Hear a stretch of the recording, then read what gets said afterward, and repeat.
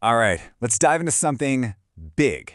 An idea that gets right to the very core of who you think you are. So, just a heads up, this might challenge a few things you thought were set in stone. I mean it. Just think about that for a second. Your personality, that solid, predictable you that you wake up with every single day, well, the latest science is telling us it's not nearly as real as it feels. You know, we all have a story we tell ourselves about who we are. And the main character in that story is, of course, our personality. We think of it as this fixed, permanent thing, but it turns out that story, it might be a little more fiction than fact. Let's make this super practical. Just think about your own life for a minute. Are you the loud, confident one with your best friends, but maybe a bit more quiet and reserved in a big work meeting? Or maybe you're really open and emotional with your partner, but totally different when you're just by yourself. So, which one of those is the real you? The answer, which is kind of wild, is all of them. And at the same time, none of them. We really, really love our labels, don't we? They make us feel understood.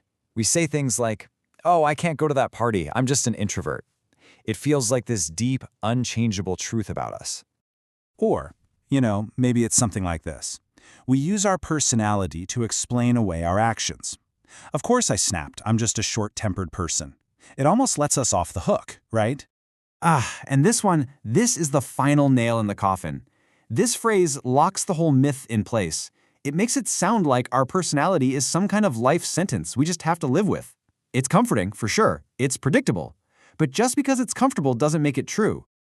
So if your brain isn't just a machine for expressing this fixed personality, then what in the world is it doing all day? This is where things get really, really interesting. Your brain has a primary mission, and it's probably not what you think. The number one, top of the list, most important job of your brain is one thing: adaptation. That's it. It's a survival machine first and foremost. Its goal isn't to be your true self. Its goal is to keep you safe and to make sure you fit in wherever you happen to be. That is its prime directive. And it does this with this lightning-fast, totally subconscious process that's always running in the background. First, it scans. Okay, where am I? Who are these people? What's the vibe here? Then it recalls. Right, last time I was in a room full of suits, being quiet and nodding got me approval. Being the jokester, not so much. And finally, it adapts. It adjusts your behavior on the fly to get the best result, which is almost always safety or social acceptance. And here it is. This is the idea that flips everything on its head. We think we act a certain way because of our personality. The reality is, your personality is just the pattern that shows up after your brain has done all this adapting, over and over again. It's the result, not the cause. So, if we aren't one single solid thing, then what are we? I've got a metaphor for this that makes it all click into place beautifully. The old way of thinking is that your personality is like a statue, carved out of marble, solid, unchanging for all time. But the reality, it's much more like a playlist. You've got all these different tracks, these different versions of you, and whatever situation you walk into just hits play on the right one for that moment. And you know exactly what these tracks are, right? There's work you, all professional and buttoned up. There's family you, who might slip right back into being the baby of the family. You've got friend you, romantic you, and even that gritty survival you that comes out when things get stressful. And here's the most important part. None of them are fake. They are all you, just authentic responses to different situations. Okay, I can hear you thinking, but it feels so real. It feels like I'm one person. And you're right, it does. So why is that illusion so powerful? Well, it's because your brain is an incredible storyteller, and it's been perfecting this particular story your whole life. It really comes down to three things. First, your memory. It's not a video camera. It's more like a movie director.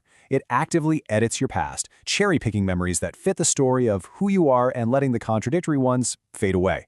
Second, labels. If everyone in your life calls you the responsible one, you start to play that part, and eventually the costume starts to feel like your skin. And third, it's just plain old repetition. The more you play the shy track on your playlist, the more your brain says, hey, I guess this is our favorite song. This must be who we really are.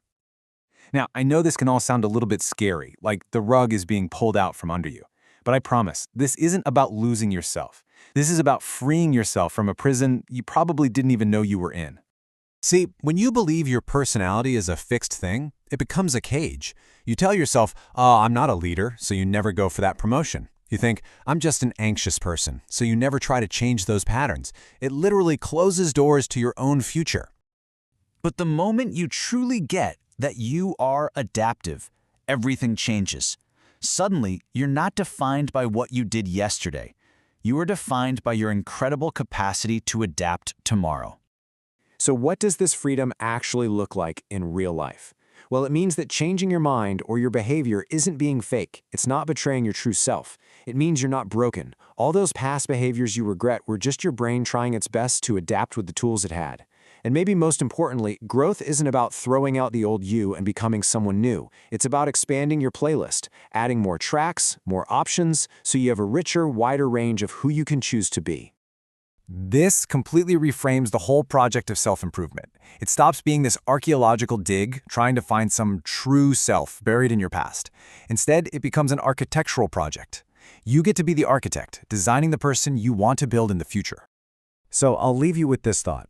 If you are not a statue, unchanging and rigid, but this incredible dynamic playlist that can always be updated, who could you become next? What new track are you going to add? Because the possibilities are so much more wide open than we were ever led to believe.